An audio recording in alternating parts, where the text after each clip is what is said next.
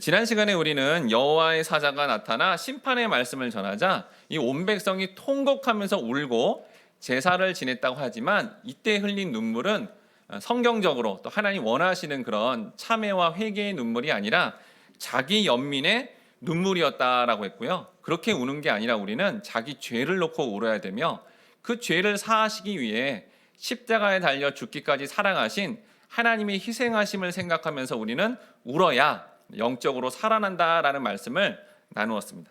그리고 여러분 오늘 본문은요 사실은 이 사사기 때의 일이 아니라 과거의 여호수아 때의 일을 언급하면서 이스라엘이 왜 사사기 시대로 들어들면서 혼란스럽고 굉장히 이렇게 비참한 일을 겪는지에 대한 원인과 근거에 대해서 설명해주고 있다라는 겁니다. 바로 이스라엘 백성들이 하나님을 알지 못하였더라. 하나님을 알지 못하니까 그 역사도 모르고 말씀도 모르니까 결국 사사기 때 역사상 가장 비참하고 혼란한 상태가 되었다라는 겁니다. 그럼 오늘 본문을 통해서 우리는 그럼 도대체 어떤 것을 하나님에 대해서 알아야 할까요? 바라건대 우리 모든 성도님들이 하나님을 힘써 알아가심으로 말미암아 그 알을 통해 반드시 올 수밖에 없는 영생을 확신하시고 하늘의 복을 충만하게 받으시길 주님의 이름으로 축원합니다. 아멘. 첫 번째로 따릅니다. 성도는 하나님께서 눈에 보이게 놀랍게 역사하신 그 일을 눈에 보이게 놀랍게 역사하신 그 일을 알아야 합니다. 알아야 합니다. 사사기 2장 6절 말씀 여러분 이번에 1번에 있는데 같이 읽도록 하겠습니다. 시작. 전에 여호수아가 백성을 보내매 이스라엘 자손이 각기 그들의 기업으로 가서 땅을 차지하였고. 본문에 보면 이스라엘이 가나안 정복 이 땅 정복하는 어떤 전쟁에 실패했다는 것과 여호와의 사자가 책망하는 장면 다음에 갑자기 과거 여호수아의 일을 이렇게 진술하는 것을 보게 됩니다. 가나안의 지도자였던 이 가나안 땅 첫 정복의 지도자였던 여호수아는 각 지파별로 같이 통합해서 하나님이 약속하신 그 땅의 주요 거점들을 잘 정복을 했습니다. 그러니까 성공했다라는 거죠.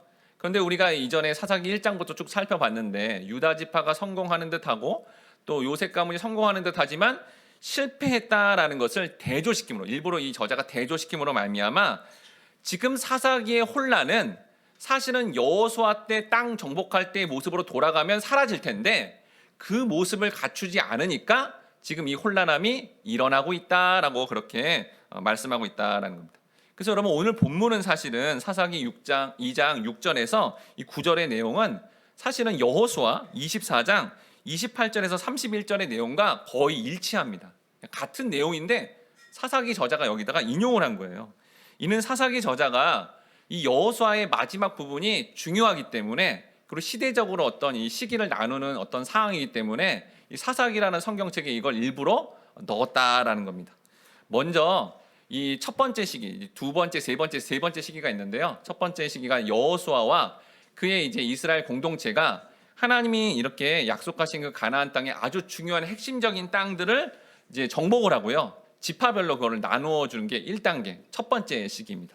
그리고 2단계가 뭐냐면 우리 지난번에 계속 사사기 1장부터 살펴봤던 각 지파별로 그 안에 있는 가나안 족속들을 정복해 나가는 거. 이게 바로 2단계예요. 근데 이제 오늘 문제가 되는 3단계, 이 세 번째 시기가 뭐냐면 그렇게 정복하는데 정복을 못하고 그 다음 세대들은 이제 정복이 아니라 아예 거기에 있는 가나안 족속들, 세상 사람들과 같이 교류하면서 교제하면서 살겠다. 이 세 번째 시기가 되었다라는 거죠. 그러니까 이 세 번째 시기가 문제니까 사사기 저자가 첫 번째 여호수아가 땅을 정복할 때 그 시점으로 우리는 돌아가야 된다. 그때 하나님이 어떤 일을 보여줬냐. 여호수아와 더불어 홍해를 가르고 여리고성을 무너뜨리는 그 놀라운 역사, 그걸 왜 기억하지 못하냐. 하나님이 말씀하신 그 원점으로 믿음으로 돌아가야 된다라고 그렇게 이 사사기 저자가 강조하고 있는 장면이다라는 거예요. 그럼 여러분 하나님께서는 왜 굳이 이 가나안 약속의 땅을 조금도 아니고 완전히 정복하기를 그렇게 바라실까요? 이스라엘 백성들이 지금 우리가 좀 살펴봤지만 가나안 족속들이 끝까지 그 텃세를 부리면서 그렇게 저항하는데 왜 반드시 거기를 완전히 진멸시키고 완전한 정복을 이루어야 할까요? 여러분 이거를 알려면 이전에 믿음의 조상인 아브라함이 가나안 땅을 이렇게 구입하고 그 땅을 완전히 그 소유하는 이 장면을 우리가 알아야 이 사항이 어떤 사항인지 알게 됩니다. 창세기 23장 7절에서 9절 말씀 2번에 있는데 같이 읽어보도록 하겠습니다. 시작. 아브라함이 일어나 그 땅 주민 헷 족속을 향하여 몸을 굽히고 그들에게 말하여 이르되 나로 나의 죽은 자를 내 앞에서 내어다가 장사하게 하는 일이 당신들의 뜻일진데 내 말을 듣고 나를 위하여 소알의 아들 에브론에게 구하여 그가 그의 발머리에 있는 그의 막벨라 굴을 내게 주도록 하되 충분한 대가를 받고 그 굴을 내게 주어 당신들 중에서 매장할 소유지가 되게 하기를 원하노라 하매. 예, 여러분 뭐 아브라함의 어떤 이 여생을 잘 아시면 이 아브라함의 아내인 사라가 죽게 됩니다. 뭐 지금도 이제 죽게 되면 이제 매당할 땅이 필요한 거죠. 그래서 이제 아브라함이 거기에 있던 헷 족속에 땅을 구입하고자 하는데 이 헷 족속이 말씀을 보니까 아브라함 유력한 지도자 되시고 족장 되시니까 그 땅을 그냥 쓰라고 무덤을 그냥 쓰라고 얘기를 합니다. 근데 굳이 아브라함이 많은 사람들 앞에서 값을 지불하여서 그렇게 땅을 사겠다고 선언을 했다라는 거예요. 자, 그러자 헷 족속을 대표하는 에글론이 다음같이 말합니다. 창세기 23장 15에서 16절에 땅값은 은 400세겔이나 그것이 나와 당신 사이에 무슨 문제가 되니까 당신의 죽은 자를 장사하소서. 아브라함이 에블론의 말을 따라 에블론이 헷 족속이 듣는 데서 말한 대로 상인이 통용하는 은 400세겔을 달아 에블론에게 주었더니 여기 세상 사람들을 대표하는 에블론이라는 사람이 나타나더니 아까는 그냥 공짜로 쓰라 그랬잖아요. 근데 땅값을 얼마를 달래요? 은 400세겔. 이게 사실은 여러분 지금으로 말하면 지금 부동산 시세보다 굉장히 비싼, 사실은 바가지를 씌우고 정말 너무나 많은 가격을 책정해서 손해 보게끔 만든 그런 가격입니다. 터무니없는 가격이다라는 거예요. 그러면 사실 우리가 어떻게 해야 되죠? 이런 법이 어디 있어요? 아까 공짜로 가져내놓고 이렇게 비싸게 땅을 팔면 어떡해? 라고 항의를 해야 되는데 아브라함이 어떻게 합니까? 항의하지 않습니다. 이거 땅 사면 분명히 손해인데도 불구하고 그 땅값을 다 지불해줘요. 많은 사람들 앞에서 그렇게 지불하게 했다라는 겁니다. 왜 그렇죠? 왜 그러냐면 여러분 그 땅을 반드시 구입해야 그게 영원히 자신의 소유가 되기 때문이고요. 또 고대 근동에는 여러분 이렇게 구두로 이렇게 계약을 하면 나중에 그 땅 다시 주세요. 그러면 다시 줘야 돼요. 그 값을 조금만 지불하잖아요. 그러면 다시 달라 그러면 다시 그 땅을 내줘야 됩니다. 그래서 값비싸게 내주지 않게끔 값비싸게 일부러 희생하면서 그 땅을 구입했다라는 거죠. 왜 이렇게 값비싸게 손해 보면서 그 땅을 구입했을까요? 창세기 23장 17에서 18절 말씀 같이 읽어보도록 하겠습니다. 시작. 만물의 앞 막벨라에 있는 에브론의 밭 곧 그 밭과 거기에 속한 굴과 그 밭과 그 주위에 들린 모든 나무가 성문에 들어온 모든 헷 족속이 보는 데서 아브라함의 소유로 확정된지라. 자, 하나님이 약속한 가나안 땅에 사실은 아브라함이 공식적으로 얻은 땅이 하나도 없었습니다. 여러분 우리 뭐 창세기 12장에 보면 본토 친척 아비집을 떠나 하나님이 많은 땅을 줄 것처럼 아브라함이 나갔거든요. 근데 실제로 공식적으로 온전히 받은 땅은 뭐라는 거예요? 사라의 무덤이라는 그 땅만 받았다는 거죠. 상징적인 의미가 있다라는 겁니다. 즉 뭐예요? 죽은 자의 땅. 죽은 자의 땅이 뭐예요? 바로 그 땅을 합법적으로 얻어야 되는 그 땅이 바로 죽은 자의 땅인 천국이었다라는 거예요. 그러니까 그 천국을 온전히 차지하고자 그 땅을 완전히 어떻게 해요? 정복, 비싸게 구입해야 되는 과정이 있다라는 거죠. 그래서 아브라함의 자손인 이스라엘에게 하나님이 홍해를 가르고 광야를 지나 큰 성 여리고 성까지 무너뜨리면서 아브라함이 산 그 땅, 그 죽은 자의 땅, 천국을 완전히 차지하도록 그 땅의 모든 것들을 다 진멸시키고 천국의 땅이니까요. 그러니까 거기에 하나님의 도성, 하나님 나라를 세우고자 그 땅을 반드시 정복하라라고 그렇게 엄하게 명령하셨다라는 겁니다. 이 놀라운 역사가 여호수아를 비롯해서 하나님의 전능하심을 믿는 자들이 살았을 때는 가능했습니다. 사사기 2장 7절 말씀 3번에 있는데 같이 읽어보도록 하겠습니다. 시작. 백성이 여호수아가 사는 날 동안과 여호수아 뒤에 생존한 장로를 곧 여호와께서 이스라엘을 위하여 행하신 모든 큰 일을 본 자들이 사는 날 동안에 여호와를 섬겼더라. 그 전에 홍해가 갈라지며 또 여리고성이 무너진 것을 실제로 하나님이 역사하는 것을 다 봤잖아요. 이 여호수아와 그 장로와 그 사람들이 그 기성세대가. 그러니 그걸 봤으니까 하나님 부정을 못합니다. 그러니 하나님이 말씀하신 것을 반드시 수행하고 또 하나님을 떠날 일이 전혀 없고 그렇게 온전하게 섬겼다라는 거죠. 이를 통해서 여러분 우리는 뭘 알 수 있냐면요. 여러분 신앙생활 하는 가운데 하나님이 여러분의 삶에 개입하셔서 기적이 일어나고요. 그리고 놀라운 영적인 체험을 한 사람들은 하나님을 절대로 떠날 수 없습니다. 그리고 하나님이 바라시는 것을 섬기는 자리로 나아갈 수밖에 없다라는 거예요. 제가 평신도 시절에 대학생이 됐을 때 이제 군대를 갔다 오고 나서 정말 진로를 놓고 어떻게 살아야 될지 고민이 많아서 학교가 이제 기독교 학교라서 기도실이 있었습니다. 그런데 이제 고난 주간을 맞이한 거예요. 그래서 고난 주간 월요일부터 이제 토요일까지 노트에다가 제가 지금 생각나는 죄, 내가 생각하는 어떤 성경 안에서의 잘못된 죄들을 적어가면서 거기서 정기적으로 가서 기도실에 가서 그 죄를 회개를 했어요. 그럼 월요일부터 금요일까지 한 다음에 이제 토요일이니까 이제 학교에 별로 없잖아요, 사람이. 기도실에도 저만 있었습니다. 그래서 토요일 날 그때도 이제 제가 지은 죄를 적고 이렇게 기도를 하고 있었어요. 회개기도를 하고 있었는데 갑자기 제 몸에서 뭔가가 팍 나가는 어떤 느낌과 동시에 입술이 획 꼬이면서 방언이 터진 거예요. 방언이 막 갑자기 터져가지고 저도 깜짝 놀랐습니다. 근데 놀라운 건 여러분 한국말이 안 나왔어요. 그래가지고 그때가 이제 오후인데 그럼 이제 나와가지고 이제 식당 가서 이렇게 밥을 사 먹고 이래야 되는데 이 한국말이 안 나오는 거예요. 와, 그래서 너무 놀라운 신기한 체험을 했습니다. 그래서 제가 뭘 깨달았냐면, 성경에 있는 무슨 방언부터 이런 어떤 영적 전쟁들이 실제로 있는 거구나. 그걸 완전히 체험하면서 그렇구나. 정말 이게 성경이 추상적인 글이 아니라 지금도 하나님을 믿는 백성들 앞에 이런 영적인 놀라운 기적도 일어나고 현상이 일어나는구나. 그거 외에도 여러 가지로 막 영적인 체험들을 이제 하게 되었습니다. 그래서 하나님을 떠날 수가 없는 거죠. 이걸 내가 어떻게 이게 뭐 부인할 수도 없는 거예요. 그래서 하나님의 일을 할 수밖에 없다라고 생각하고 살았는데 결국 하나님이 또 이렇게 소명을 주셔서 목회자의 길을 또 가게 하셨습니다. 그래서 여러분 신약 시대에도 예수님이 이 땅에 오셨을 때 이렇게 하나님의 전능하신가 역사를 보여주고자 일부러 복음서에서 기적을 보여주셨다라는 거죠. 마가복음 1장 29절에서 31절 말씀 4번에 있는데 같이 읽어보도록 하겠습니다. 시작. 회당에서 나와 곧 야고보와 요한과 함께 시몬과 안드레의 집에 들어가시니 시몬의 장모가 열병으로 누워 있는지라 사람들이 곧 그 여자에 대하여 예수께 여짜온대 나아가사 그 손을 잡아 일으키시니 열병이 나가고 여자가 그들에게 수종드니라. 여러분 이제 복음서에 나타난 이제 병의 치유와 기적들이 나타나는데 우리가 이제 잘 봐야 되는 것은 예수님이 거기 있는 모든 병자를 치유한 건 아닙니다.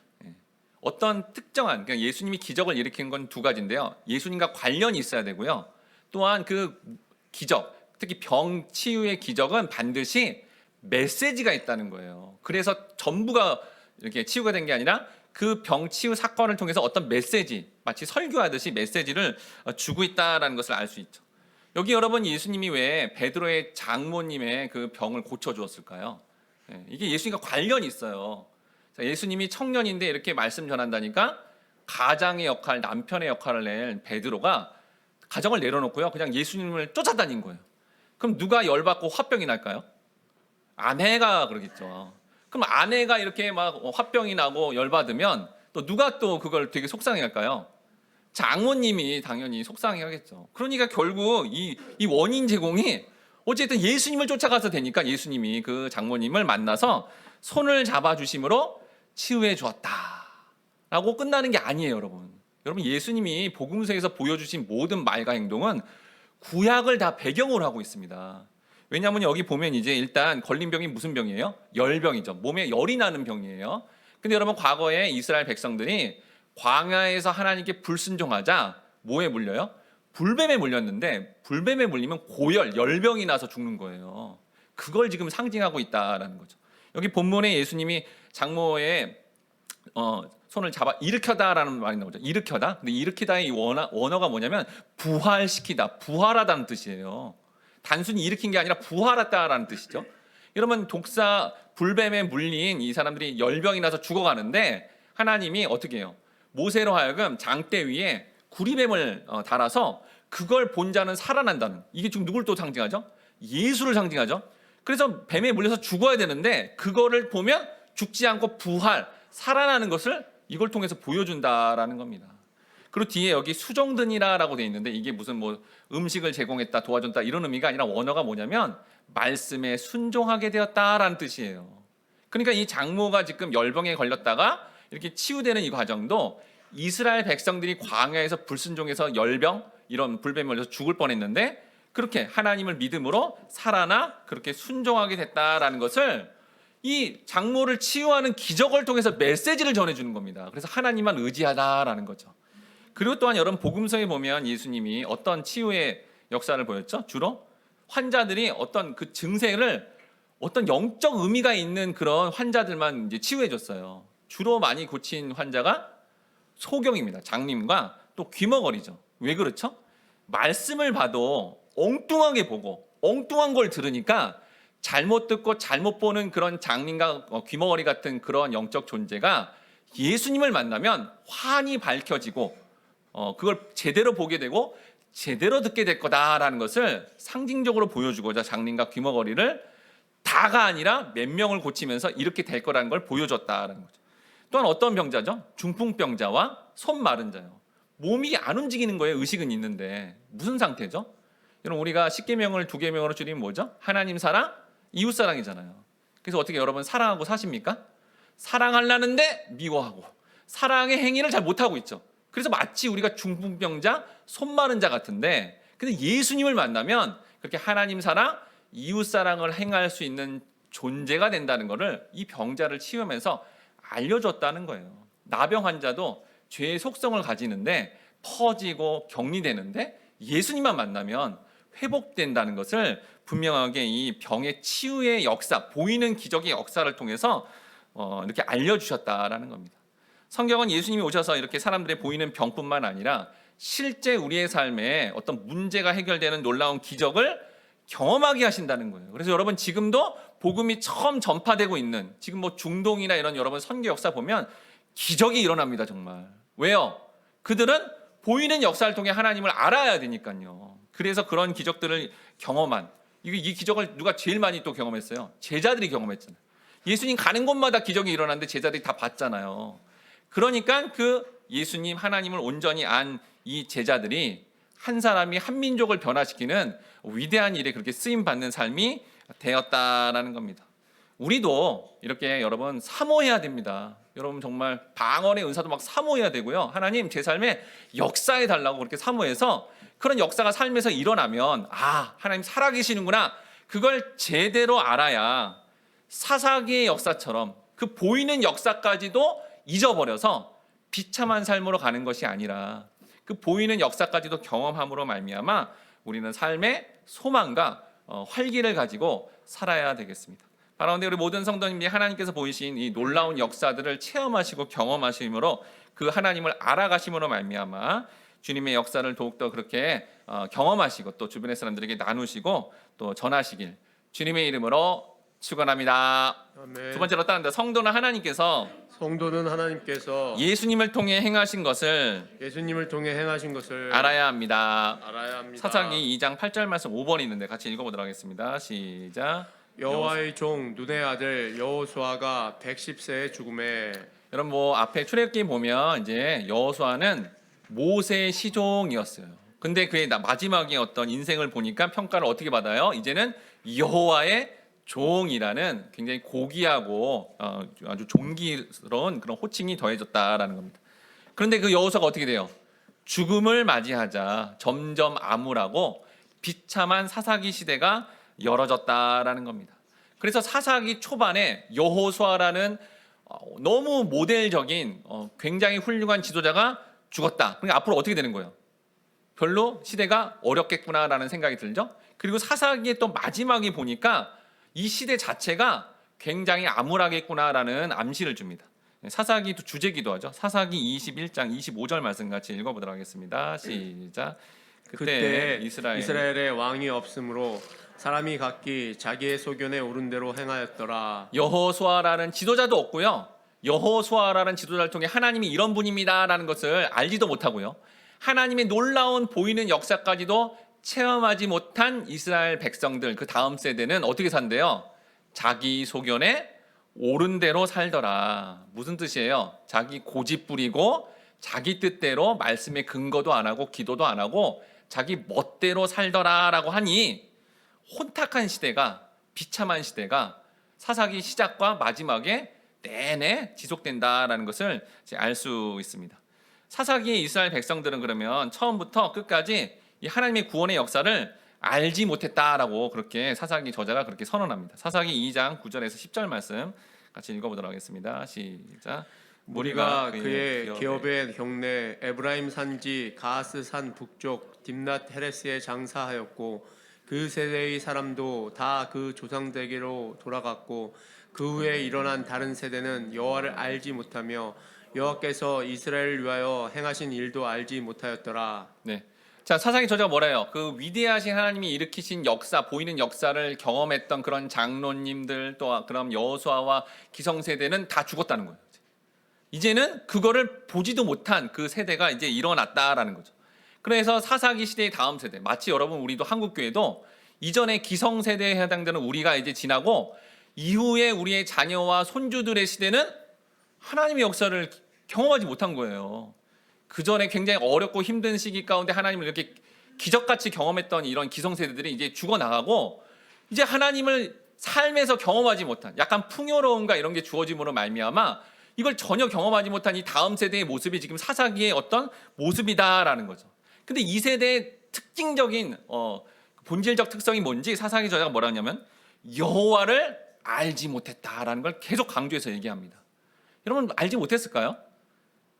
들었겠죠. 부모한테는 하나님이 이런 분이래 이렇게 듣긴 들었습니다. 그렇지만 삶에 적용도 하지도 않고 하나님에 대해서 궁금하지도 않고 성경 66권이 뭔지 궁금하지도 않고 그리고 그런 삶에서 체험도 경험도 없다면 그들이 알지 못함으로 말미암아 여러분 아시듯이 사사기의 그 비참함과 힘듦이 아무리 부모한테 들었어도 삶에 적용한 적도 없고 성경 자체를 궁금해하지도 않고 그리고 막 역사나 이런 것들을 실제로 삶에서 경험하지 않았기 때문에 그들은 하나님을 떠남으로 말미암아 굉장히 비참하고 힘든 상황을 경험하게 된다라는 겁니다.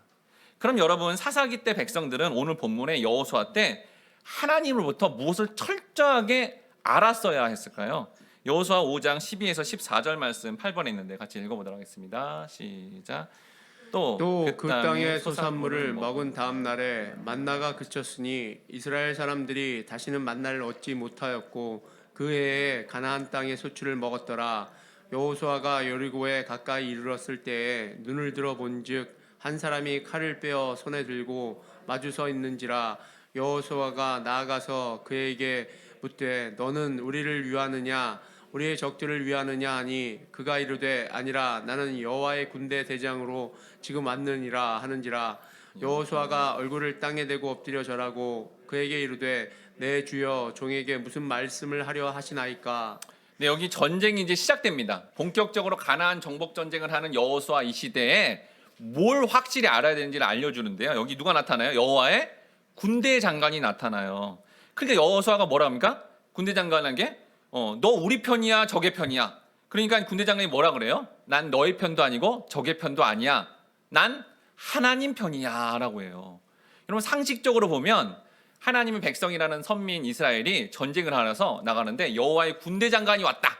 그러면 뭘 기대하게 돼요? 군대 장관이 싸우는 걸 도와주겠지.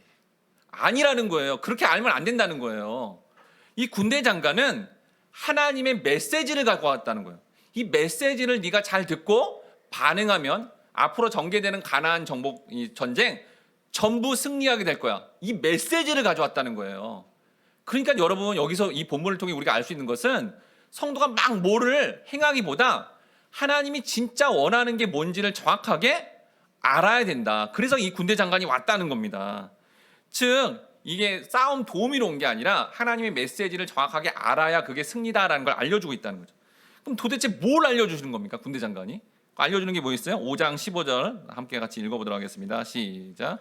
여호와의 군대 대장이 여호수아에게 이르되 내 밭에서 신을 벗으라 내가 선 곳은 거룩하니라 하니 여호수아가 그대로 행하니라. 군대 장관이 알려주는 게 뭐예요? 가르치는 게. 내 발에 신을 벗으라. 그리고 신발만 벗으면 끝이에요? 그 얘기입니까? 아닙니다. 여러분, 군인이 신발을 벗으면 어떻게 되죠? 싸울 수가 없어요. 싸울 수가 없잖아요. 신을 신고 자기 행위를 하는 거잖아요. 그러니까 뭐라는 거예요, 이게? 이 가나안 정복, 이 전쟁, 이 모든 사항들은 네가 신을 벗는 것, 아까 말하는 대로 자기 소견에 옳은 대로 하면 안 된다. 선악과 사건 이래로 인간이 자꾸 자기 마음대로 하려는 것, 그거 내려놔라. 그러면 하나님이 전부 승리하게 할 거야. 라는 그 메시지를 받아들여라 라는 거예요, 여러분. 이 신을 벗으라가 이 상징적인 의미인 거죠. 이걸 성도는 인생 내내 배워야 됩니다. 어렸을 때부터 늙을 때까지 자꾸 우리는 내 맘대로 하려고 그러거든요. 내 고집대로 하려고 그러거든요. 내 경험삼아 내 뜻대로만 하려고 그러거든요. 그걸 인생 내내 예배드리며 말씀을 접할 때마다 아니지, 내 뜻을 버려야지, 하나님 뜻대로 가야지, 신을 벗어야지, 신을 벗어야지. 이걸 인생 내내 배우게 한다는 거예요. 그래서 우리가 예수를 믿는다는 의미는 내 마음대로 내 고집대로 내 뜻대로 할 거야. 이걸 성경이 뭐라 그래요? 죄라고 하는 거예요. 죄. 그 죄를 내리고 신을 벗음으로, 신을 벗었다. 이게 뭐예요? 하나님 앞에 항복합니다. 자발적인 항복하는 자세로 나가야 그게 승리라는 거예요. 그게 구원이라는 거고. 근데 사사기 시대는 그 하나님을 기억하지 못하죠. 알지 못하죠. 그러니까 자꾸 뭐가 일어나요? 애부터 어른부터 전부 뭐 합니까? 내 맘대로, 내 뜻대로. 여러분, 사사기 보면요, 얼마나 자기 뜻대로 그 고집스럽게 하는지 진짜 우리가 보면 너무 비참할 정도예요. 너무 정말 너무 악하게 그 자기 고집을 막 부립니다. 이 지파도 그렇고 한 인간도 그렇고 한 가정도 그렇고. 그래서 끊임없이 비참한 일이 계속 일어나게 된다라는 거예요. 그런데 여호수아를 비롯하여 구약의 선지자들, 하나님 말씀대로 예수를 예표하는 이런 인물들이 자기 뜻은 내리고 오직 하나님의 뜻만 순종하겠습니다. 하나님의 뜻대로 되시옵소서라고 고백하니까 이걸 뭐라 그래요? 구원이죠. 이게 구원. 그래서 구원도 받고 승리가 뭔지를 정확하게 나타냄으로 말미암아 여러분, 하나님이 여러분이 지금 원하시는 게 뭐냐면 여러분들은 안 되는데 하나님이 모든 것을 다 이루었다라는 것을 반드시 알라는 거예요. 반드시. 예수님께서 이런 하나님의 일하심을 제대로 알기를 원하셔서 예수님이 이제 산상순, 이제 뭐 그냥 무리들 대중이 아니라 진짜 하나님의 말씀을 듣고 싶은 소수의 제자들을 모아놓고 하나님 나라의 비밀, 그거를 알려주신 거예요. 그럼 여러분, 산상수는 사실은 성경 66권 있잖아요. 구약 있고 신약 있죠. 구약을 줄여준 게 십계명이죠. 근데 산상수는 십계명을 또 다뤄줘요. 그러니까 성경 66권의 전체의 결론, 성경 66권의 모든 성경의 핵심 진술을 산상순에서 말씀하신 거예요. 그러니까 그게 굉장히 중요한 말씀이죠. 근데 그 산상순의 마지막 결론을 어떤 걸 얘기하냐? 바로 반석 위에 지은 집, 모래 위에 지은 집으로 결론을 나니, 성경 전체의 핵심을 정확하게 알려면 이 반석 위에 지은 집, 모래 위에 지은 집이 무언지 정확하게 알아야 여러분이 성경을 전체를 다 알게 되는 거예요.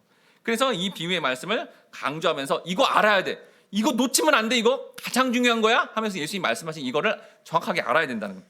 마태복음 7장 24절에서 25절 말씀 9번에 있는데 같이 읽어보도록 하겠습니다. 시작. 그러므로 누구든지 나의 이 말을 듣고 행하는 자는 그 집을 반석 위에 지은 지혜로운 사람 같으리니 비가 내리고 창수가 나고 바람이 불어 그 집에 부딪히되 무너지지 아니하나니 이는 주추를 반석 위에 놓은 까닭이요.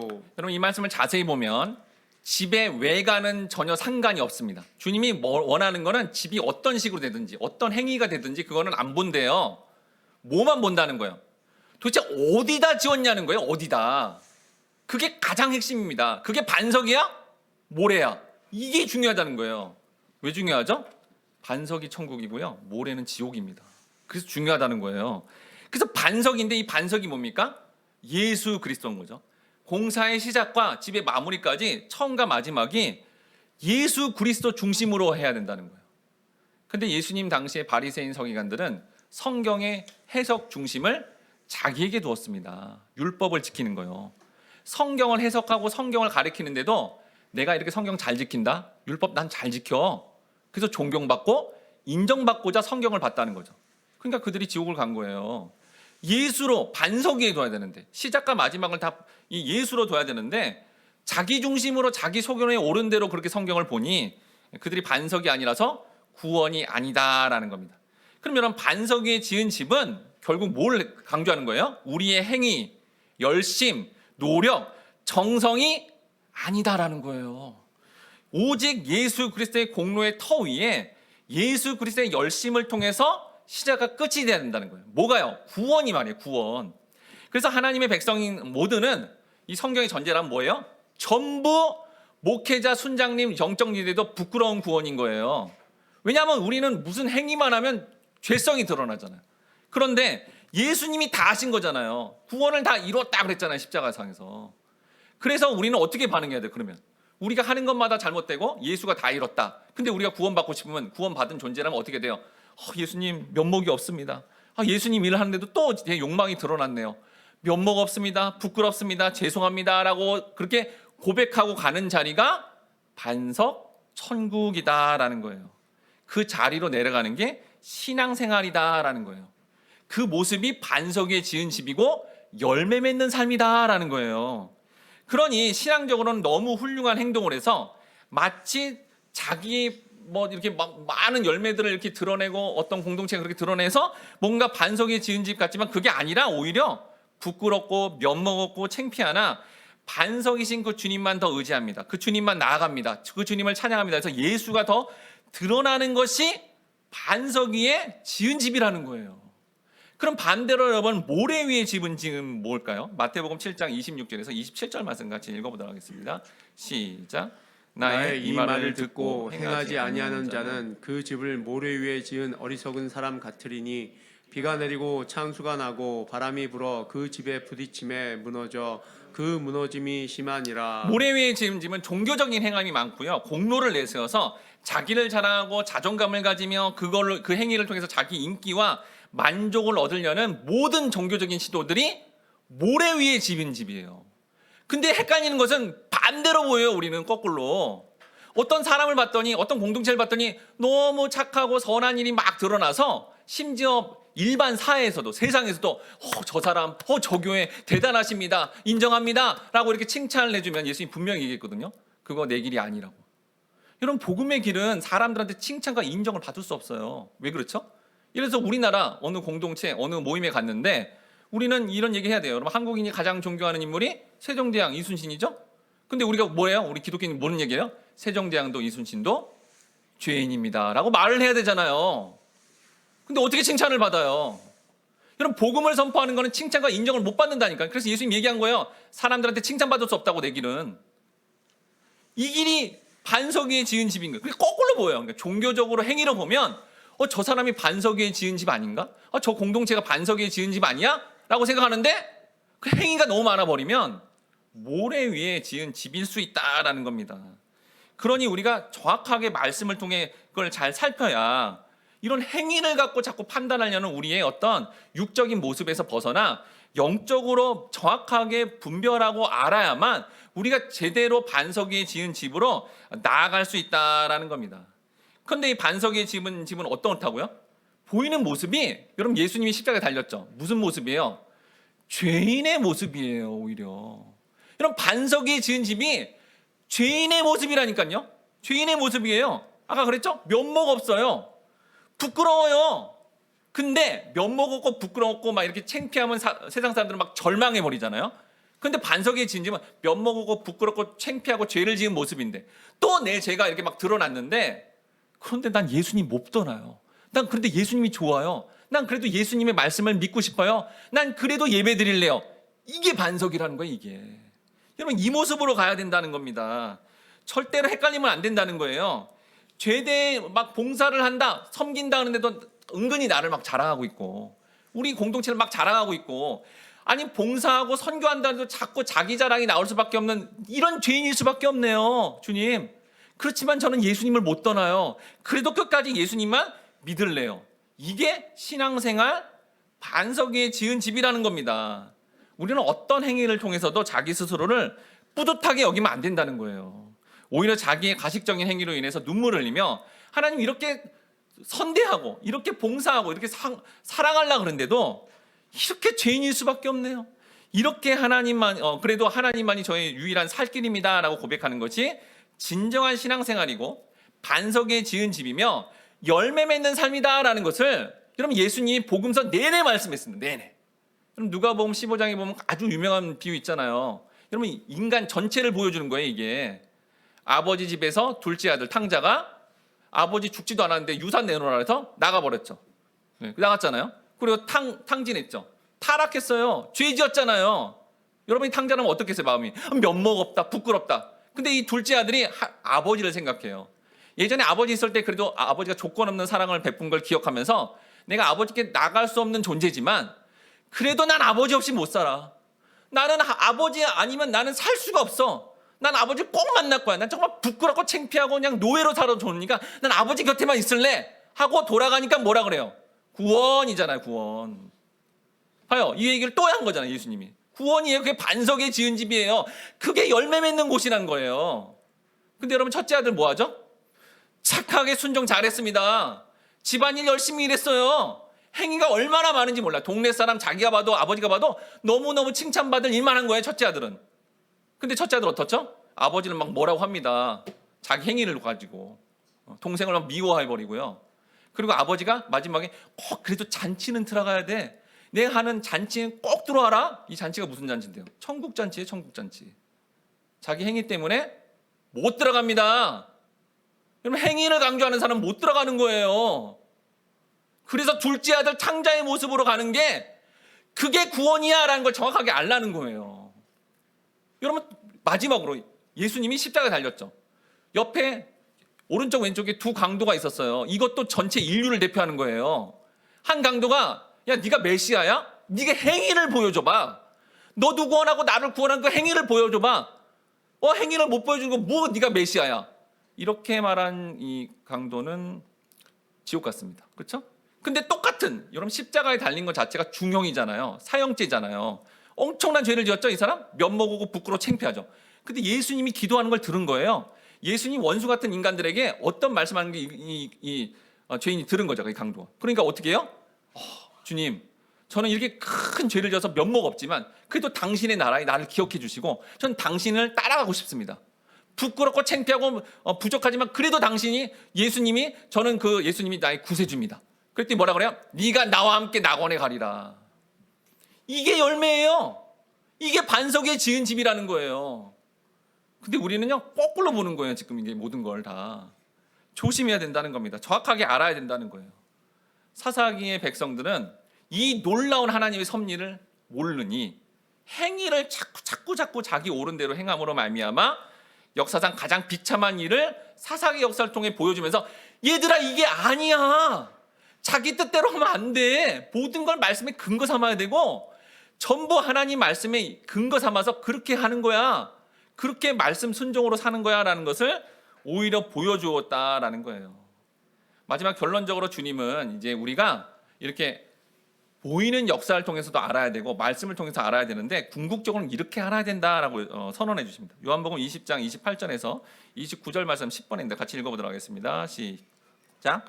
도마가 대답하여 이르되 나의 주님이시요 나의 하나님이시니이다. 예수께서 이르시되 너는 나를 본고로 믿느냐? 보지 못하고 믿는 자들은 복되도다 하시니라. 의심 많은 제자 도마가 이미 제자들은 다 부활하신 주님을 만났어요. 그런데 이제 야 예수님 왔다 갔어. 그랬더니 뭐라 그래요? 도마가 나는 예수님이 이 못에 박히고 창에 찔린 곳에 내가 보고 만져봐야 그때 믿을래. 이렇게 한 거예요. 그랬더니 예수님 진짜 나중에 다시 나타나서 도마야 만져봐. 바라봐. 이렇게 물은 거죠. 그랬더니 도마가 뭐라 그래요? 여기서 나의 하나님 항복하잖아요. 항복. 신을 벗는 거죠. 나의 하나님 나 항복했습니다. 그랬더니 뭐라 그래요? 예수님이 너가 이렇게 보고 체험한 역사로 나 하나님을 믿을 수 있지만 진짜 더 귀한 믿음, 더 고귀한 믿음, 성숙한 믿음, 온전한 믿음은 이 말씀만으로 믿는 게 가장 좋은 거야. 이게 영생이고 이게 온전한 믿음이야 라고 그렇게 선언해 주었다라는 겁니다. 마지막으로 요한복음 17장 3절 말씀 같이 읽어보도록 하겠습니다. 시작. 영생은 곧 유일하신 참 하나님과 그가 보내신 자 예수 그리스도를 아는 것이니이다. 여러분 우리가 영생을 받고 싶죠? 우리가 천국 가기 위해서 사실 신앙생활하는 거잖아요. 영생을 어떻게 한다고요? 성경 66권을 통해 예수 그리스도를 구속사, 구원사, 예수님 중심으로 성경을 아는 것이 영생이라는 거예요. 그래서 여러분 진짜 구원을 받은 사람이라면 성경이 궁금해야 돼요. 창세기부터 계시록까지 어떻게 예수님으로 이 역사를 푸신 거지? 어떻게 이 성경의 각권을 통해서 예수 그리스도를 통한 구원을 말씀하시는 거지? 이렇게 알아가는 거, 이게 영생이라잖아요. 그러니 궁금해야 됩니다. 사모해야 돼요. 열심히 공부해야 돼요. 배워야 됩니다. 안 그러면 어떻게 된다고요? 사사기 역사처럼 된다는 거예요. 강력한 이 메시지 앞에 우리가 자꾸 사모해서 정말 창세기부터 계시록까지, 그리고 복음서, 그리고 이런 구약의 말씀조차도 어떻게 이걸 예수님으로 구원을 할까라는 그 사모함, 그 궁금함, 알고 싶어요. 더 알고 싶어요. 여러분 평생 66권 못 배웁니다. 그렇지만 사모하고 그렇게 알고자 하는 게 그게 영생이라는 걸 깨달아 우리가 더 알고 실제로 그 알을 통해서 나타날 수밖에 없는 영생과 성령의 놀라운 열매들과 하늘의 놀라운 복을 누리고 살아야 되겠습니다. 우리 이 시간에 은밀한 곳 조용한 곳에 주 알기 원해 함께 찬양하며 주님의 보이는 역사뿐만 아니라 말씀을 통해 예수 그리스도를 더 알아가기를 함께 같이 다짐하도록 하겠습니다.